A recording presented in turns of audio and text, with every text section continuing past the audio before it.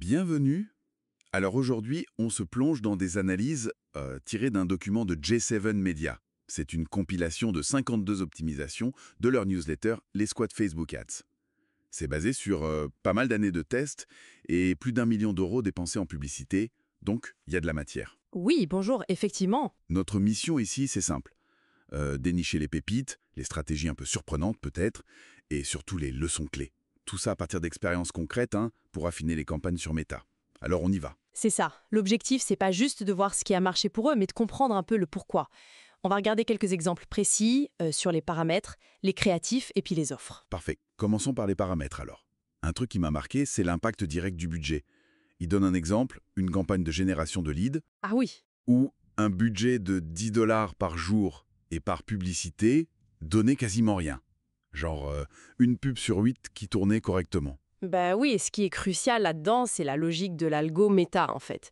Si tu vises un coût par conversion, disons à 50 dollars, Ok, bah avec un budget de 10 ou même 35, pour plusieurs pubs, l'algorithme, il a juste pas assez de données chaque jour pour apprendre.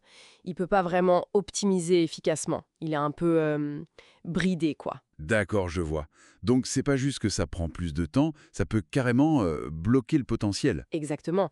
Et l'expérience le montre bien. Juste en doublant le budget à 20 dollars par publicité, sans toucher au reste, 4 pubs sur 8 sont devenues performantes. Ah ouais, quand même. Donc la leçon, elle est assez simple. Un budget trop faible, même si on pense faire des économies, ça peut en fait cacher le potentiel d'une bonne publicité. Ce budget honnête, comme ils disent, il est nécessaire pour juste évaluer correctement. Très clair. Toujours dans les réglages, il y a cette histoire d'attribution. C'est devenu super importante avec iOS 14 et tout ça. Fondamental, oui. Ils ont fait un test intéressant. 3 campagnes Advantage Plus, identiques, pour chercher de nouveaux clients. La seule différence, c'était la fenêtre d'attribution. 7 jours clic, 1 jour clic, et puis la classique 7 jours clic, 1 jour vu. Oui, et ça, c'est une question clé.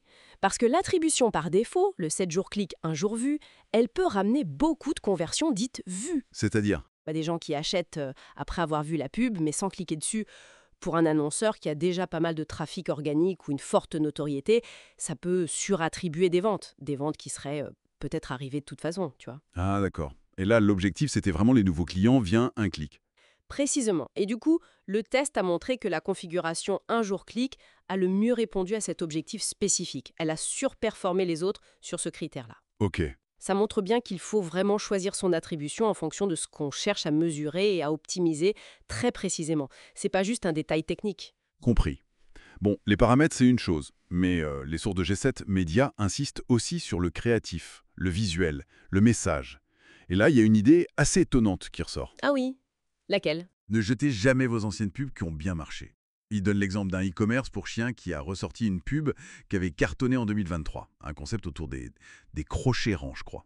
C'est ça. L'idée derrière, c'est que la fatigue publicitaire, le fait qu'une pub s'épuise, mais c'est pas forcément définitif. L'audience, elle bouge, elle se renouvelle, le contexte change aussi. Et ça a marché. Une vieille pub d'1 an qui se remet à performer.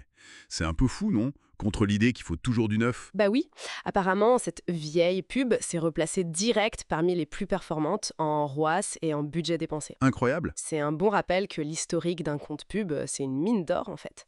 Ce qui a fonctionné peut refonctionner. Faut juste parfois attendre le bon moment. D'accord. Très intéressant. Et on termine avec la puissance de l'offre. Un test assez classique, mais toujours bon à rappeler. Comparer une remise de 10% contre la livraison gratuite, pour un coût similaire pour l'e-commerçant. Oui, et sans surprise, la livraison gratuite l'a emporté. C'est un biais psychologique bien connu. Les frais de port, même s'ils sont pas énormes, ça représente une friction. Une petite douleur au moment de payer, surtout sur des petits paniers. C'est vrai. On déteste tous payer la livraison. Exactement. Et supprimer cette friction, même si la valeur en euros est la même qu'un rabais, ça a souvent un impact psychologique beaucoup plus fort. D'ailleurs, ils ont un autre exemple récent qui le confirme. Un e-commerce qui est offert temporairement. La livraison, elle coûtait 6,90 € sur un produit à 26 €. Pas énorme, mais quand même. Et le résultat? Un P de 48%. Ah ouais, c'est colossal comme impact pour une simple offre de livraison. Carrément. Ça montre bien le poids de ce levier. Bon, alors, si on essaie de résumer un peu tout ça, qu'est-ce qu'on retient de cette exploration des optimisations G7 Média? Au-delà des tactiques précises, ce qui ressort vraiment, je trouve, c'est l'importance de l'interaction entre plusieurs choses. La stratégie globale, les moyens qu'on y met, Le budget honnête, oui. voilà. Mais aussi la compréhension fine de l'outil, comment fonctionne l'algo, l'attribution, et puis la psychologie du consommateur, comme avec l'offre de livraison gratuite. Et même savoir regarder en arrière avec le recyclage des créas. C'est ça. Ça montre que les vérités, en pub digital, elles sont pas gravées dans le marbre. Tout évolue et il faut rester super curieux, prêt à tester en permanence. Même des trucs qui semblent aller à contre-courant. Absolument. L'optimisation, c'est vraiment un processus continu. On pose des hypothèses, on teste, on valide, on ajuste. Sans arrêt. Tiens, d'ailleurs, ça me fait penser.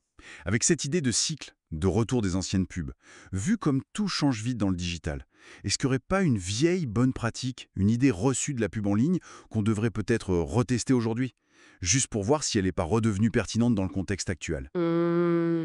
Bonne question. Ça laisse matière à réflexion, effectivement.